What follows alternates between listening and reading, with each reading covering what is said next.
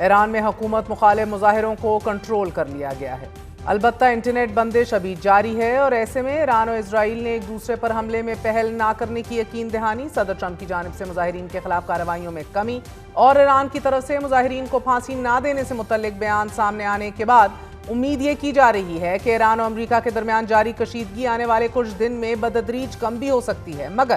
جو اشارے صدر ٹرمپ دے رہے ہیں اور جس انداز میں وہ امریکی ایئر کرافٹ کیریئرز کو تعینات کر رہے ہیں، ان سے ظاہر ہوتا ہے کہ ایران پر امریکہ ان قریب حملہ کر دے گا، اور اسی مقصد کے لیے امریکہ کی درخواست پر اقوام متحدہ کی سلامتی کونسل کا اجلاس آج ہوگا۔ امریکہ کے خطے میں ملٹری بلڈ اپ کو دیکھا جائے تو پینٹاگون نے کروز میزائلوں، جنگی بحری جہازوں اور لڑاکا طیاروں سے لیس بحری بیڑا USS ابراہم لنکن مشرق وسطی روانہ کر دیا ہے، اور اس سے واضح ہوتا ہے کہ صدر ڈونلڈ ٹرمپ طویل جنگ کی بجائے مختصر لیکن فیصلہ کن کارروائی چاہتے ہیں۔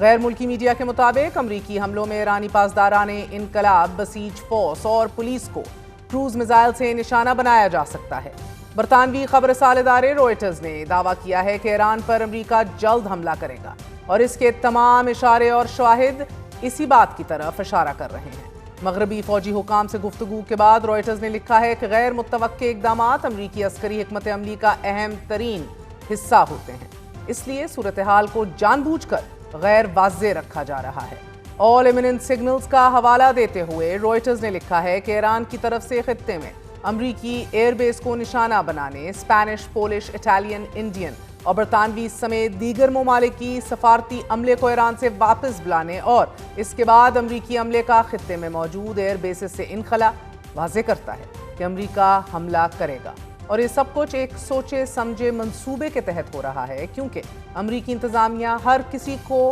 آن دیئر ٹوز رکھنا چاہتی ہے۔ گزشتہ روز ہی صدر ٹرمپ نے وائٹ ہاؤس میں صحافیوں سے گفتگو کرتے ہوئے کہا کہ ایرانی حکومت کے مظاہرین کے خلاف کریک ڈاؤن میں کمی دیکھنے کو آ رہی ہے اور کشیدگی بڑھنے کے امکانات بھی کم ہو گئے ہیں، مگر صدر ٹرمپ نے ساتھ ہی یہ بھی کہا کہ ہم صورتحال کو قریب سے دیکھ رہے ہیں۔ ٹرمپ کا یہ بیان ایرانی وزیر خارجہ عباس اراغچی کی جانب سے اس یقین دہانی کے بعد سامنے آیا ہے کہ جس میں ایرانی وزیر خارجہ نے کہا تھا کہ ایران میں لوگوں کو پھانسی دینے کا کوئی منصوبہ نہیں، پھانسی کا سوال ہی پیدا نہیں ہوتا۔ فاکس نیوز کو انٹرویو دیتے ہوئے انہوں نے مزید کہا کہ ایران میں امن قائم ہے، صورتحال قابو میں ہے، ایران مذاکرات کے لیے تیار ہے، لیکن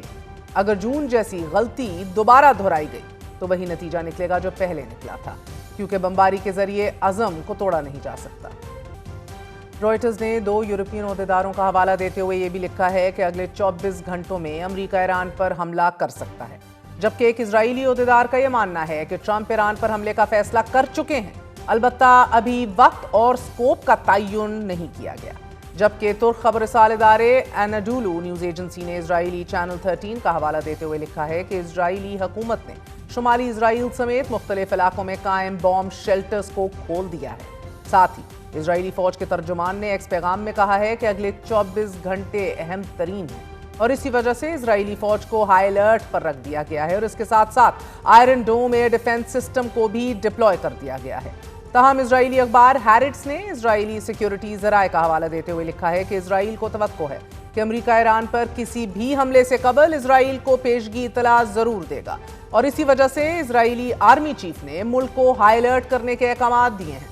یہ تیاری اس خبر کے باوجود کی جا رہی ہے کہ جس میں یہ دعویٰ کیا گیا تھا کہ ایران اور اسرائیل نے روس کو یہ یقین دہانی کروائی ہے کہ وہ حملہ کرنے میں پہل نہیں کریں گے۔ امریکی اخبار واشنگٹن پوسٹ نے انکشاف کیا ہے کہ اسرائیل اور ایران نے براہ راست نہیں بلکہ روس کے ذریعے ایک دوسرے کو پیغامات بھیج کر یہ یقین دہانی کرائی کہ وہ پیشگی حملے سے گریز کریں گے۔ رپورٹ کے مطابق دسمبر کے آخر میں ایران میں احتجاجی لہر شروع ہونے سے پہلے اسرائیلی حکام نے ماسکو کے ذریعے تہران کو پیغام بھجوایا کہ اگر اسرائیل کو نشانہ نہیں بنایا گیا تو وہ ایران کے خلاف کوئی فوجی اقدام نہیں کرے گا۔ واشنگٹن پوسٹ کے مطابق اس پیغام کے جواب میں ایرانی قیادت نے بھی روسی سفارتی چینل کے ذریعے ہی مثبت رد عمل دیا ہے اور یہ واضح کیا کہ ایران بھی کسی قسم کے پیشگی حملے کی جانب قدم نہیں بڑھائے گا۔ البتہ 2 ایرانی عہدیداروں نے واشنگٹن پوسٹ سے گفتگو کرتے ہوئے کہا ہے کہ ایران اسرائیل کی یقین دہانیوں پر یقین کرتا ہے، مگر اس امکان کو بھی خارج نہیں کرتا کہ اگر امریکہ نے ایران پر حملہ کیا تو وہ اسرائیل کی مدد سے ہی ہوگا۔ اس پیش رفت پر اسرائیلی تجزیہ کاروں کا یہ ماننا ہے کہ اسرائیل ایران پر شاید خود حملہ نہ کرے اور امریکہ اس پر حملہ کرے، مگر اسرائیل کی ایک خواہش ضرور ہے کہ ایران میں رجیم چینج کو یقینی بنایا جائے، کیونکہ اگر ایسا ہوتا ہے تو مشرق وسطیٰ کا نقشہ بالکل بدل جائے گا۔ جبکہ روئٹرز نے ہی اپنی ایک رپورٹ میں لکھا ہے کہ ایران اور امریکہ کے درمیان جاری حالیہ کشیدگی نیتن یاہو کے مستقبل کا فیصلہ کرے گی، کیونکہ اس کشیدگی سے جو بھی نتیجہ سامنے آئے گا وہ رواں سال ہونے والے اسرائیلی الیکشن میں